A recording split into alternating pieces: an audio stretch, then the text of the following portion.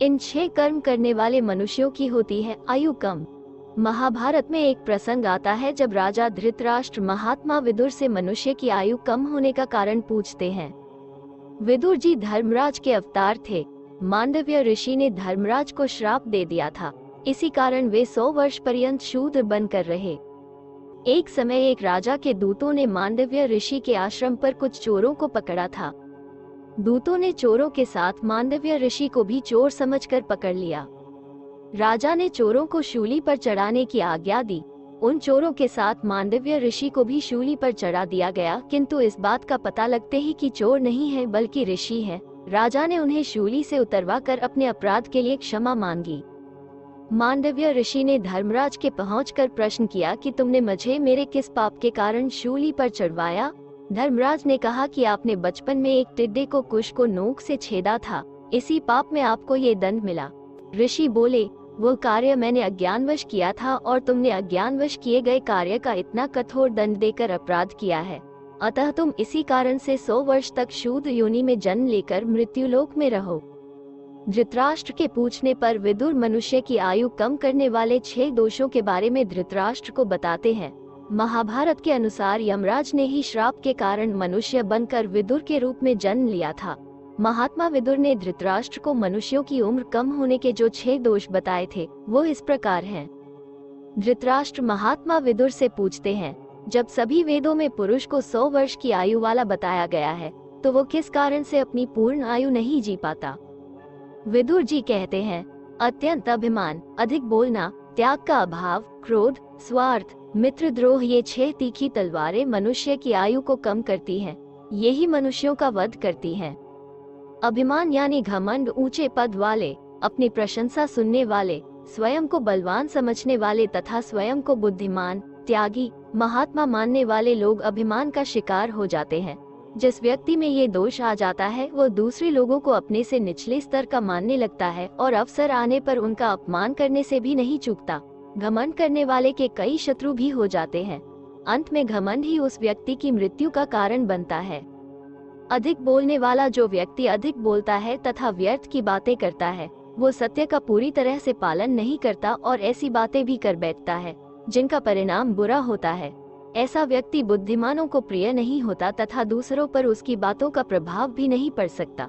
इसलिए अधिक शब्दों का प्रयोग न करके वाणी को संयमित रखना चाहिए, क्योंकि असंयमित वाणी से भी आयु कम होती है। क्रोध यानी गुस्सा मनुष्य का सबसे बड़ा शत्रु क्रोध है। क्रोधी होने पर मनुष्य उस समय किए गए अपने कर्मों के परिणाम को भूल जाता है, जिससे उसका पतन होता है। श्रीमद्भागवत के अनुसार शरीर अंत से पूर्व जिसने क्रोध को पूरी तरह से जीत लिया वह मनुष्य इस लोक में योगी और सुखी है। क्रोध को नरक का द्वार भी कहा गया है, जिसका अर्थ है क्रोधी मनुष्य को नरक में जाने के लिए अन्य मार्ग की आवश्यकता ही नहीं पड़ती। क्रोध अकेला ही उसे नरक में ले जाता है। क्रोध के दुष्परिणामों से भी आयु कम होती है। त्याग का अभाव होने के कारण ही रावण, दुर्योधन आदि का पतन हुआ। सांसारिक सुख मनुष्य की आयु को काटते हैं और उनका त्याग आयु में वृद्धि करता है। मनुष्य को इस बात का सदैव ध्यान रखना चाहिए कि हम इस संसार से कुछ लेने नहीं बल्कि दूसरों को सुख देने के लिए आए हैं। जिन लोगों के मन में त्याग की भावना नहीं होती उनकी मृत्यु शीघ्र ही हो जाती है। स्वार्थ यानी लालच ही अधर्म का मूल कारण है। दुनिया में होने वाले अनेक युद्धों का कारण स्वार्थ, भूमि, धन या स्त्री ही है। स्वार्थी मनुष्य अपना काम साधने के लिए बड़े से बड़ा पाप करने में भी शर्म का अनुभव नहीं करते। वर्तमान परिदृश्य में देखा जाए तो स्वार्थ के कारण ही आज पूरी दुनिया में पाप कर्म बढ़ रहे हैं और चारों ओर अशांति छाई हुई है। जिसके मन में स्वार्थ होता है उसकी आयु कम हो जाती है।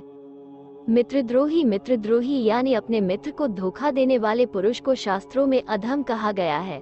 मनुष्य जीवन में मित्रों का बहुत महत्व है। मित्रता से एक नई शक्ति का निर्माण होता है, जिससे शत्रुओं को भी भय होता है। पतन की ओर जाते हुए कई पुरुषों का उत्थान मित्रों ने किया है। मित्रद्रोही मनुष्य का जीवन नरक के समान होता है। मित्रद्रोही नामक दोष से बचने के लिए त्याग और दूसरों का हित करना परम आवश्यक है। महात्मा विदुर जी ने आयु को काटने वाले जो 6 दोष बतलाए हैं वे सभी प्रायः एक दूसरे पर ही निर्भर है, इसलिए इन दोषों से बचना चाहिए। और आइए हम बात करते हैं कि भगवान राम के 3 ऐसे गुण जिनकी वजह से वे जीवन में सफल माने गए। तीसरा गुण ने बनाया उनको मर्यादा पुरुषोत्तम राम। एक दोस्ती केवट हो या सुग्रीव, निषाद राज या विभीषण, हर जाति हर वर्ग के मित्रों के साथ भगवान राम ने दिल से करीबी रिश्ता निभाया। दो दयालु व बेहतर स्वामी भगवान राम की सेना में पशु, मानव व दानव सभी थे और उन्होंने सभी को आगे बढ़ने का मौका दिया। सुग्रीव को राज्य, हनुमान, जाम्बवंत व नल नील को भी उन्होंने समय समय पर नेतृत्व करने का अधिकार दिया। 3 सहनशील व धैर्यवान कैकेयी की आज्ञा से वन में 14 वर्ष बिताना, समुद्र पर सेतु बनाने के लिए तपस्या करना, सीता को त्यागने के बाद राजा होते हुए भी सन्यासी की भांति जीवन बिताना उनकी सहनशीलता की पराकाष्ठा है। जय श्री हरि, जय श्री राम।